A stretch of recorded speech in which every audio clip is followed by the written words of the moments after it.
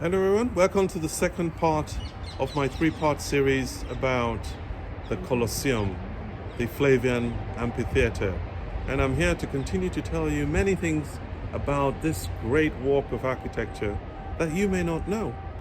A lot of people know about the gladiators and the battles that happen here, but did you know that there were also female gladiators? They were called Amazonians. These were mighty women who fought battles in this Colosseum, just as the men did.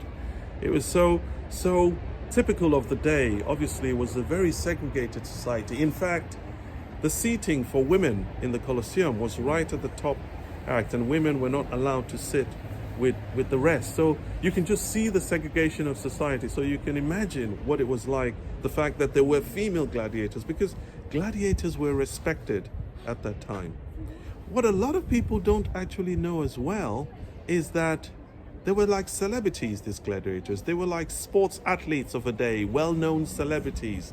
And they were really respected in society and in the things that they did.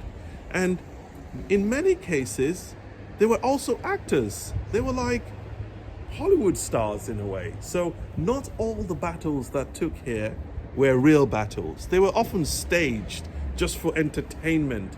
Of course, if you had a strong gladiator who was well respected, you didn't want him to suddenly die and then you couldn't get more entertainment value from him for many years. So the top gladiators, they probably only fought maybe 10 times a year, and they had to keep themselves, they had to make sure they were preserved. The emperor wanted to provide more and more value to the people of Rome. So just like WWF wrestling, some of these things were quite staged. So it's often heard about, gladiators having a bag of blood or chicken bladder put in their mouth, and once they got in the fight, they would spit out that blood, and it was all dramatic.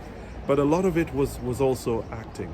It was really a spectacular show. And when the Colosseum first opened, there was 100 days of games.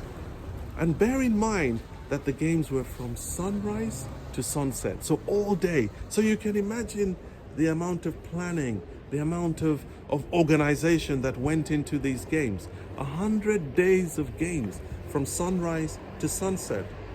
And as you know, those of you who's been to Rome, Rome's very hot. So people are going to get thirsty, they're going to get hungry, and alcohol was banned here because, the emperor and the senators, they realized that if people got fed up, they had alcohol, it would start a riot. It didn't take much to start a riot or a rebellion in those days. So there was a nice network to keep people hydrated of water. There were fountains. There was planning of who would go into which gate. In fact, evidence has shown that the Colosseum, which seated 50,000 people as a minimum and could be crowded to accommodate almost 70 or 80,000 people, even similar to the great Wembley stadiums and other stadiums that we have today.